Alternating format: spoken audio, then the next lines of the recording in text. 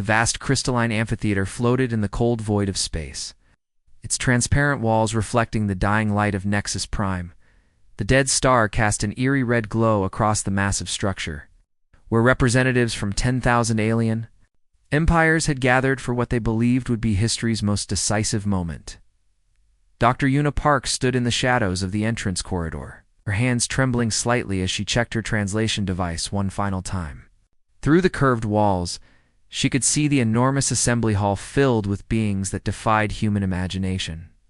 Some towered like living mountains of crystal, their bodies refracting light into rainbow patterns. Others moved like liquid shadow, their forms shifting and flowing without fixed shape.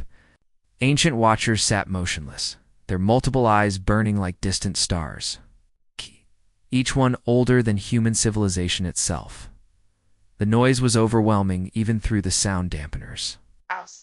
Thousands of different voices created a symphony of alien languages, clicks, whistles, harmonics that vibrated through her bones, and subsonic rumbles that made her teeth ache. Her device worked frantically to process the chaos, feeding translations directly into her earpiece.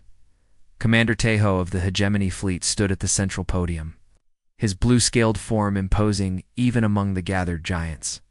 His species had been humanity's first contact and their last executioner. His voice carried clearly through the amphitheater's acoustic systems as he addressed the assembly. Fellow beings of the galaxy, Tejo began, his words translated into thousands of languages simultaneously. Today we witness the end of the human threat. Their homeworld burns, their colonies have fallen, their fleets drift as debris in the void. Only scattered refugees remain, hiding in the dark corners of space like the vermin they have always been. A ripple of approval moved through the crowd. The crystalline beings chimed in harmonic agreement. The shadow creatures pulsed with satisfaction. Ancient watchers blinked their multiple eyes in slow, deliberate patterns that Una's device translated. As expressions of contentment, Una took a deep breath and stepped from the shadows into the harsh light of the amphitheater. The effect was immediate and dramatic. The massive crowd fell silent as 10,000 pairs of alien eyes focused on her small human form. She walked slowly down the central aisle, her footsteps echoing in the sudden quiet. She looked so fragile among the giants. Her simple gray jumpsuit marked her as a refugee, while her worn translation device and battered datapad identified her as one of the scholar class that many aliens considered humanity's most dangerous element. Oh. Her dark hair was pulled back severely, and her face showed the strain of months spent in hiding, moving from system to system as the galaxy's net closed around her people. The delegates studied her with mixture of curiosity and disdain. To the crystalline collective, she appeared as primitive as the carbon-based life forms they had catalogued and dismissed millennia ago. To the Void Masters, she was nothing more than organized matter temporarily resisting entropy. To the Ancient Watchers, she was a brief flicker of consciousness in their endless observation of galactic cycles. Commander Tejo smiled, showing rows of sharp teeth. "Behold the last voice of humanity," he announced. Dr. Una Park, former xenolinguist of the defunct Earth Academic Council. She comes before us today to offer humanity's unconditional surrender and beg for the mercy we are under no obligation to provide. Una reached the center of the amphitheater and stood in the circular speaking area. Above her, viewing platforms rose in concentric circles, each level filled with different species arranged by their galactic influence and power. The most ancient and powerful beings occupied the highest tiers, looking down at her like gods observing. An insect, the weight of their attention was crushing. She could feel the mental pressure from the telepathic species, the cold analysis from the machine intelligences, and the predatory hunger from the warrior races. They expected her to collapse, to weep, to throw herself on their mercy and offer anything to spare the last remnants of her people. Instead, she activated her translation device and spoke in a clear, steady voice that carried to every corner of the amphitheater. "Honored delegates," she began, and the simple words caused a stir of surprise. She had not opened with submission or pleading. "I stand before you as the last free human in the galaxy. You have called this gathering to witness our surrender. But I have come here for a different purpose. The crowd stirred uneasily. This was not following the expected script. Commander Tejo's expression darkened, and several of the more aggressive species began making threatening sounds. Yuna continued, her voice growing stronger. Before you pass final judgment on humanity, I ask only for the ancient right of final testimony. Let me tell you who we really were and why our story matters to every being in this galaxy. The chief executor, a being of pure energy called Vexstar, who ruled from the highest platform, spoke in a voice like controlled lightning. You dare to make demands? Your species is extinct, your worlds are ash. What possible testimony could change the reality of your defeat? Yuna looked up at the energy being, then slowly turned to address the entire assembly. I need to tell you a story first. It's the real story of humanity. And when I'm finished, you'll understand why this moment will change everything. The silence that followed Yuna's words lasted only moments before the accusations began. The crystalline collective rose first, their towering forms chiming in perfect harmony as they spoke with one unified voice that resonated through the amphitheater like a living song. Human Park Yuna, they intoned, their crystalline bodies pulsing. With cold light, your species stands accused of the greatest crime against galactic order. In mere centuries, you spread across star systems that took other species millennia to claim. You ignored the boundaries set by ancient law. You refused to acknowledge your place in the natural hierarchy of beings. The collective's voice grew, louder, more accusatory. When the Rigel Accords were established 10,000 years ago, every civilized species agreed to expansion limits. The galaxy was divided fairly among those who had earned their territories through age and wisdom. Yet humans appeared and claimed they deserved equal treatment despite being barely evolved beyond their primitive homeworld. Yuna stood perfectly still, her translation device working frantically to process the complex harmonics of their speech. She said nothing, only listened with an intensity that seemed to unnerve some of the watching delegates. Next came the ancient Watchers beings. So old they remembered when the galaxy's current spiral arms were still forming. Their spokesperson was a creature of shifting metal and living stone, its multiple eyes blinking in patterns that hurt to observe directly. We have watched species rise and fall for millions of years. The ancient Watcher spoke, its voice carrying the weight of eons. Each follows predictable patterns. They grow, they learn their limits, they accept their role in the cosmic order. Humans defied this natural law. They questioned everything. They demanded to know why instead of simply accepting. What is? The creature's eyes focused on Yuna with crushing intensity. Your scientists studied our technologies without permission. Your explorers entered forbidden zones. Your philosophers challenged truths that were established before your son was born. This curiosity of yours is not a virtue, it is a disease that threatens the stability we have maintained for millions of years. A murmur of agreement swept through the assembly. Species that had spent eons in comfortable stagnation nodded their various heads and appendages. Change was dangerous. Questions led to chaos.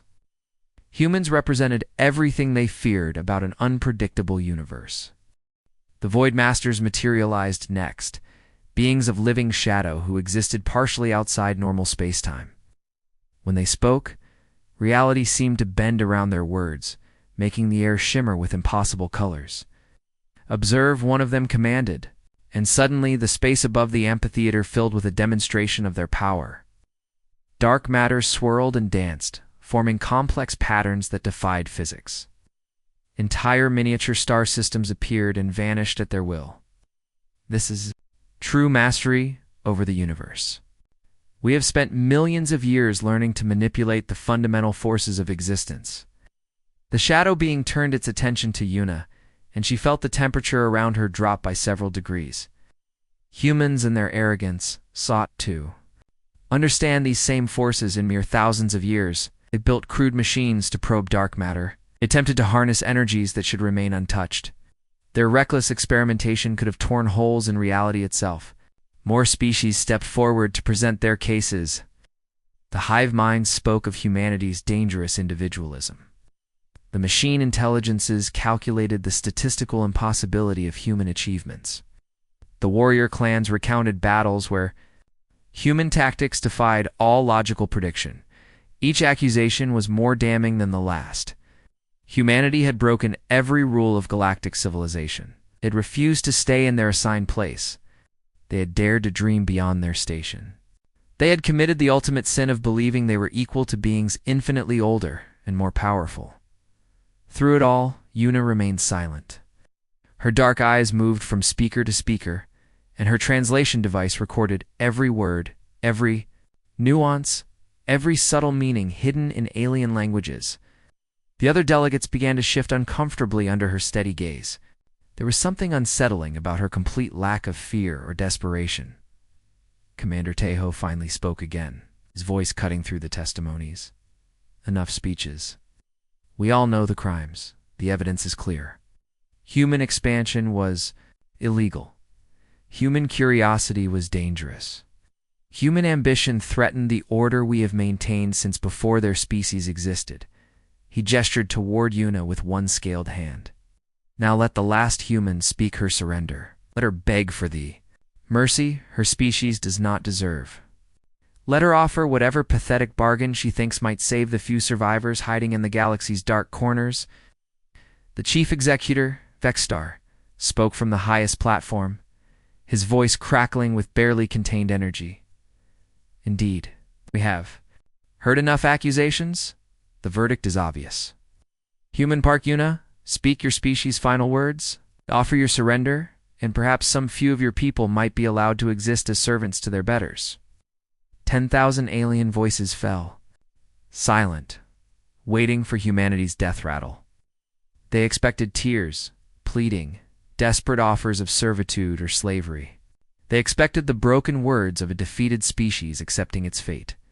Instead, Yuna looked up at the chief executor, then slowly turned to address the entire assembly. Her voice, when she finally spoke, was calm and clear. Honored delegates, she said, you have told me what you think humans were. You have listed our crimes according to your laws. You have demonstrated your power and our weakness.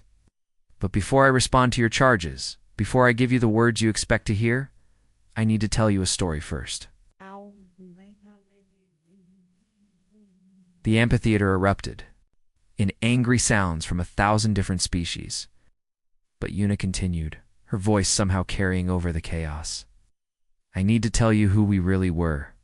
Yuna raised her hand, and somehow the chaotic noise of 10,000 angry aliens began to fade. Her voice, though quiet, seemed to carry a strange weight that made even the most powerful beings pause to listen. Let me tell you about a little girl named Minho, she began, her words flowing through the translation matrix with unusual clarity. She lived on Earth 300 years ago before we ever left our home system. Every night, she would climb onto her roof with a broken telescope her grandfather had given her.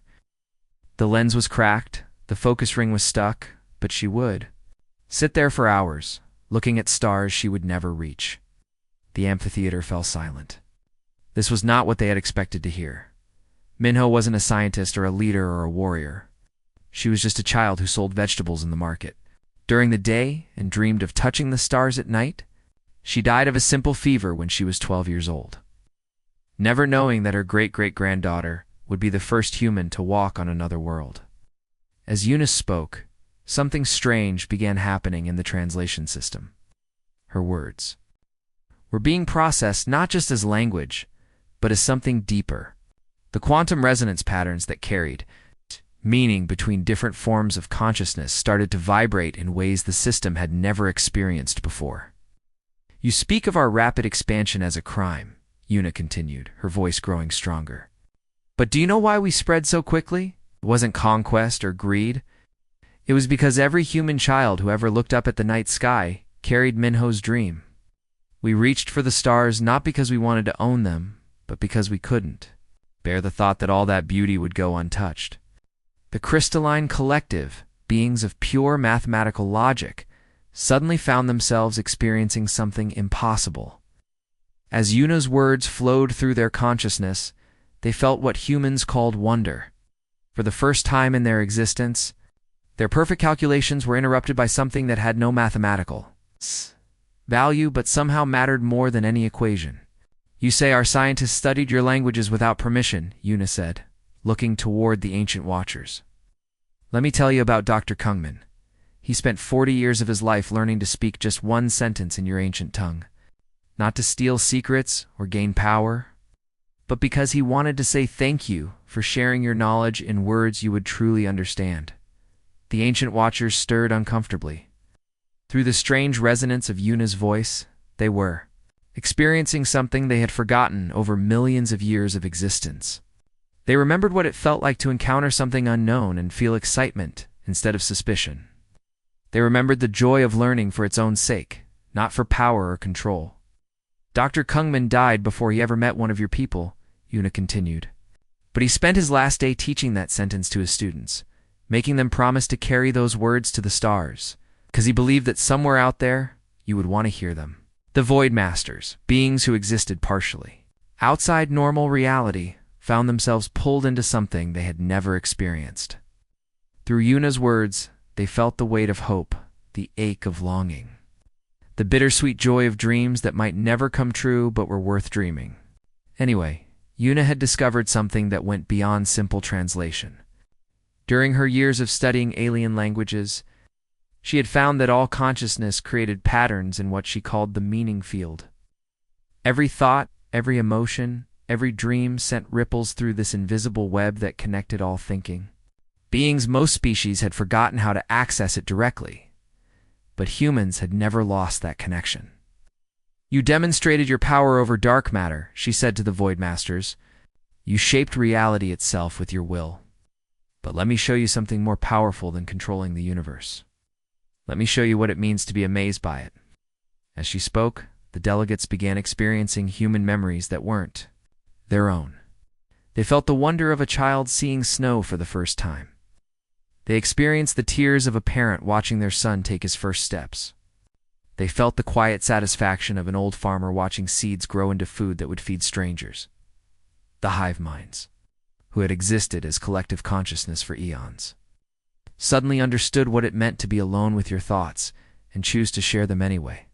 The machine intelligences built on pure logic experienced the illogical but powerful force of love that made parents sacrifice everything for children who would outlive them.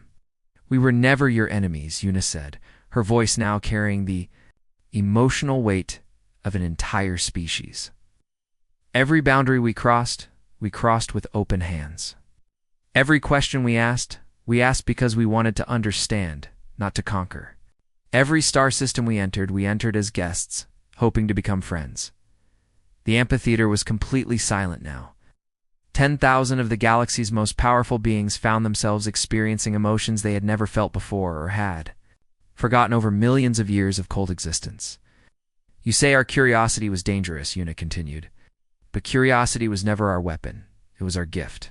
We looked at the universe and saw not something to be controlled, but something to be celebrated.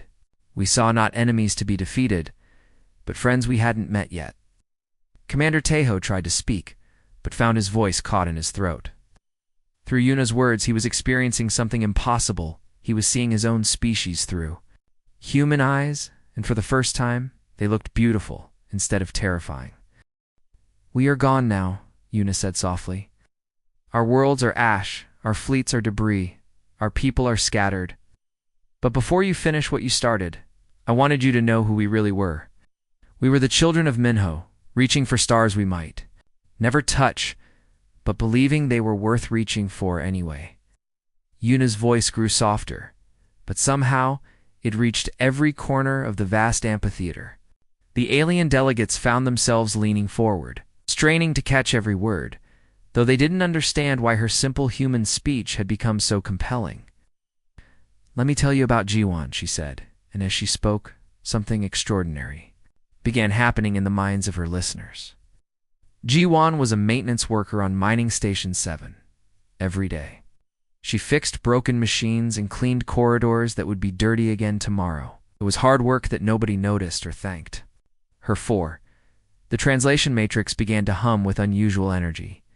Yuna's words weren't just being converted from one language to another.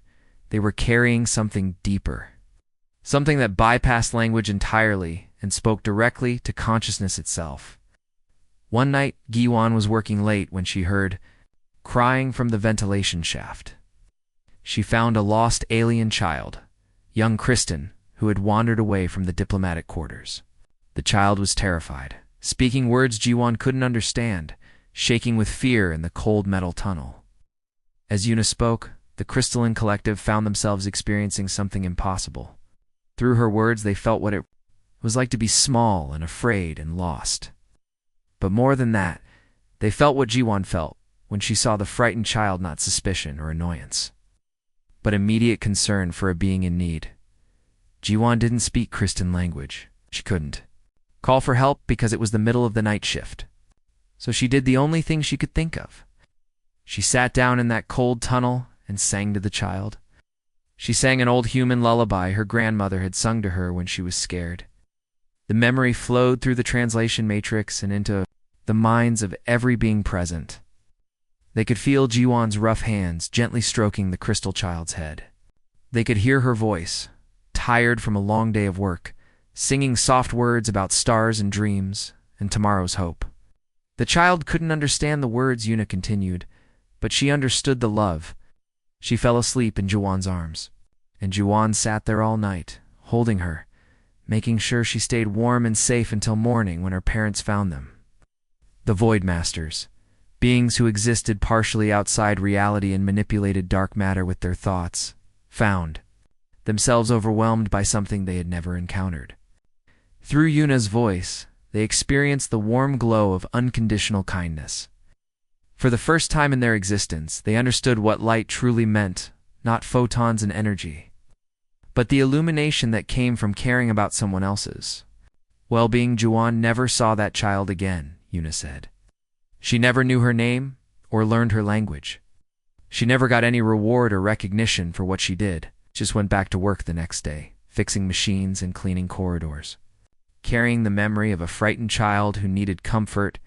The warlike Talon Empire, species that had conquered thousands of worlds and prided themselves on strength and victory, found their warrior hearts suddenly aching with an emotion they had no name for. Through Yuna's words, they were experiencing the joy of protection without conquest, of strength used not to dominate but to shelter.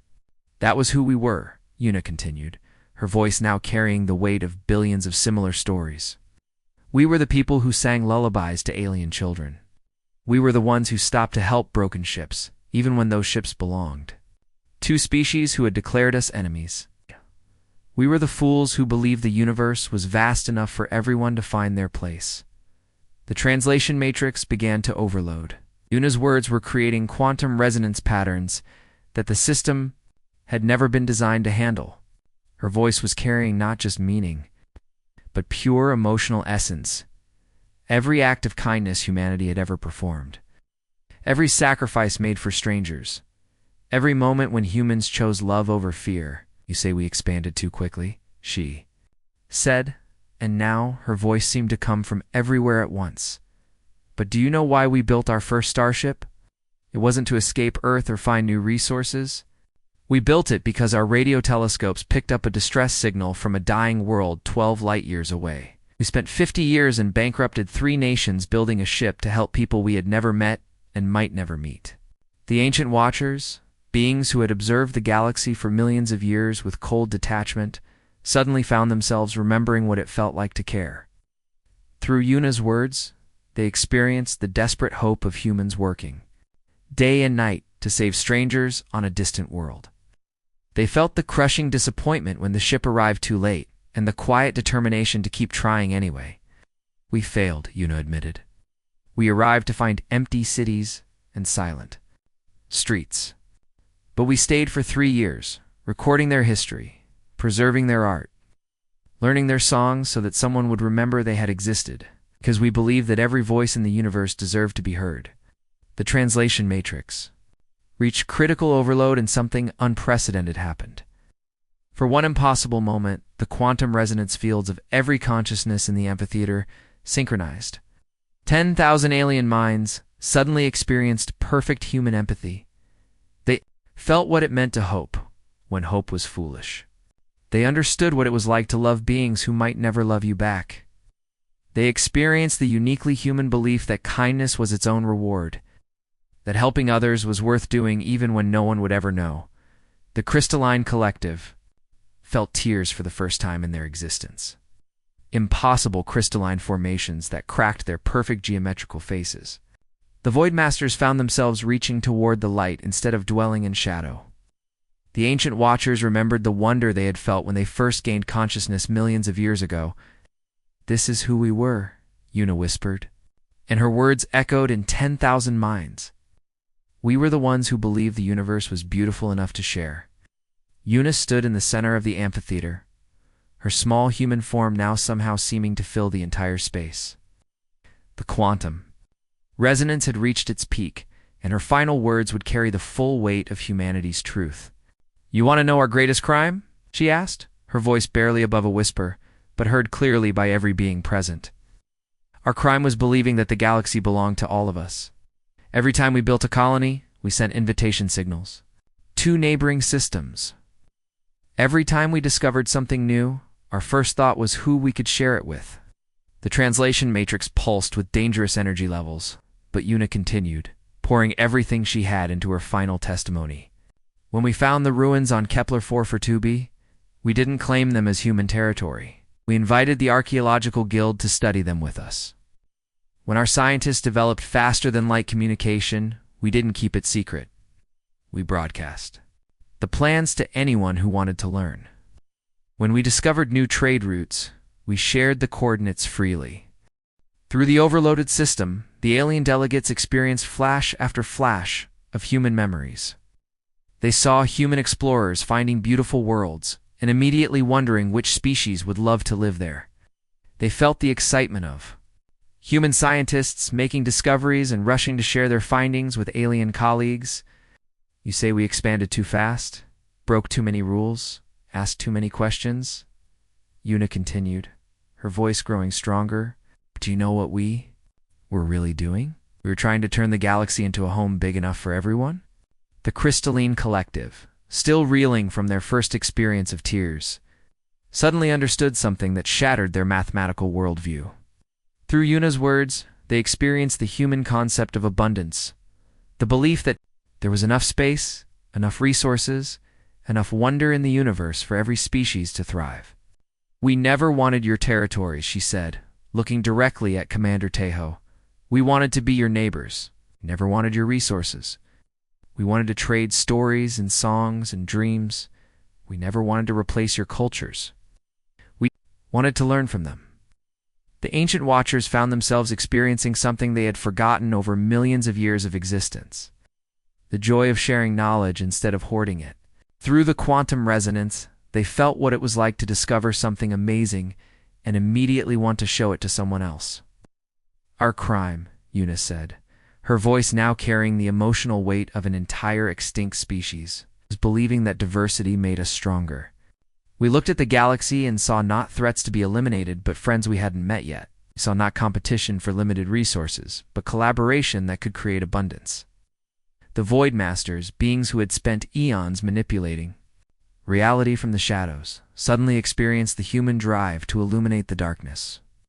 Through Una's words, they felt what it was like to shine light into hidden corners, not to expose weakness, but to reveal beauty. When the Rigel Accords divided the galaxy into territories 10,000 years ago, we weren't there to object, she continued. But when we finally reached the stars and found those barriers, we couldn't understand them. How do you fence off wonder? How do you put boundaries around curiosity? How do you claim ownership of the infinite? The translation matrix reached critical overload and something extraordinary happened. For one perfect moment, the quantum fields of every consciousness in the amphitheater merged into a single, unified awareness. 10,000 alien species suddenly experienced pure human perspective. They felt the loneliness of being the only known intelligence in a vast universe. Desperate joy of discovering they weren't alone. They experienced the human need to connect, to communicate, to bridge the impossible distances between worlds and species and ways of thinking. They felt what it was like to look at the galaxy not as a resource to be divided, but as a canvas waiting for countless forms of life to paint their stories across the stars. The moment lasted only seconds in real time, but it contained lifetimes of understanding. When the resonance finally broke, the silence that followed was unlike anything the galaxy had ever experienced. It wasn't the silence of death or defeat. It wasn't the quiet of submission or surrender.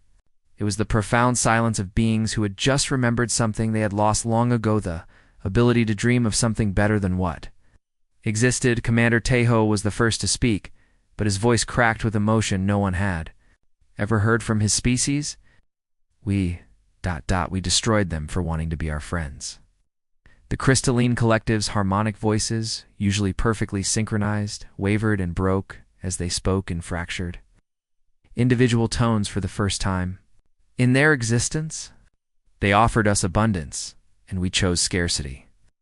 One by one, the great powers of the galaxy began to understand what they had done. They had destroyed the one species that looked at the vast, lonely universe and saw potential for community. Instead of competition, Chief Executor Vex Star, the being of pure energy who ruled from the highest platform, spoke in a voice that flickered like a dying flame. The council is dissolved. But it wasn't defeat that broke their ancient assembly. It was transformation. Yuna's words had planted something in their consciousness that could never be removed, the memory of what it felt like to hope, to dream, to believe that tomorrow could be better than today. As the delegates began to leave the amphitheater, they carried with them the echo of humanity's voice. They would return to their empires changed, carrying the seed of a new galaxy where Yuna's final testimony would become the first note of a symphony that would play across the stars for generations to come. The last human had spoken, and in her words the galaxy had found something it had lost long ago, the courage to dream again.